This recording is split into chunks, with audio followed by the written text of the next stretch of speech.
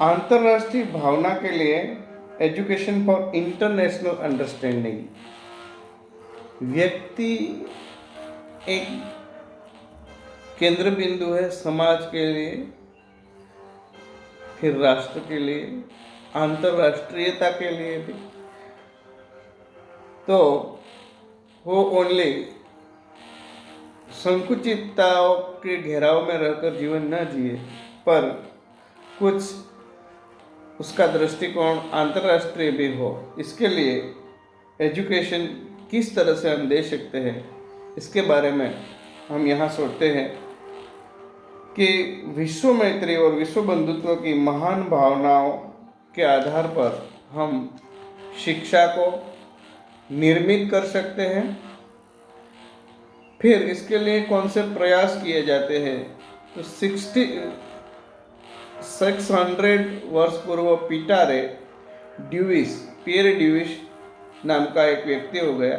उन्होंने अंतर्राष्ट्रीय भावना का विकास के लिए अंतर्राष्ट्रीय विद्यालय के विचार को प्रतिपादित किया था। पियर ड्यूइस नाम का एक व्यक्ति हो गया। उन्होंने पहले 600 वर्ष पहले ऐसा अंतर्राष्ट्रीय भावना का विकास के बारे में सोचा था।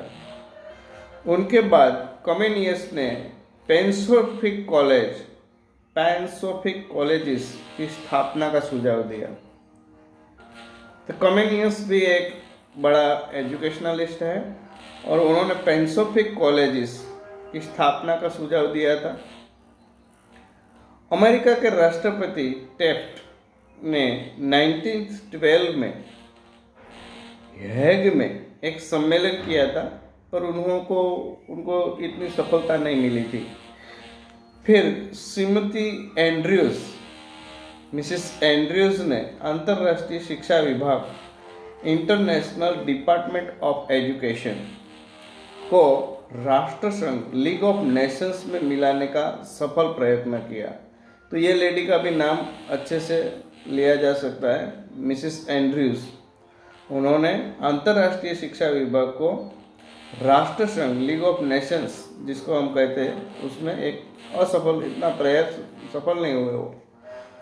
फिर वह 1926 में बौद्धिक सहयोग आयोग कमीशन ऑन इंटेलेक्चुअल कोऑपरेशन की स्थापना हुई।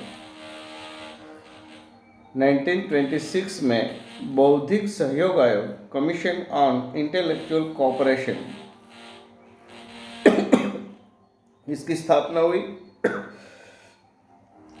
उसमें भविष्य में युद्ध न हो इसलिए संयुक्त राष्ट्र संघ यूनाइटेड नेशंस ऑर्गेनाइजेशन की स्थापना हुई। इसके बाद फिर UNESCO United Nations Educational Scientific and Cultural Organisation, उन्होंने भी थोड़ा इसके ऊपर काम किया है। यूनेस्को का कथन था कि युद्धों का आरंभ मन से ही होता है। अंतर्राष्ट्रीय भावना के लिए शिक्षा की क्या आवश्यकता है। तो आज अंतर्राष्ट्रीय राष्ट्रीयता हमारे जीवन का लक्ष्य मात्र न बनकर सबसे पहली अनिवार्यता बन गई है। आज का मानव अपने राष्ट्र के सीमित दायरे में सुझाव है संतोष और शांति में जीवन व्यतीत करना आरंभ करता पाता है। फिर अंतर्राष्ट्रीय भावना के लिए शिक्षा एक ही मात्र माध्यम है।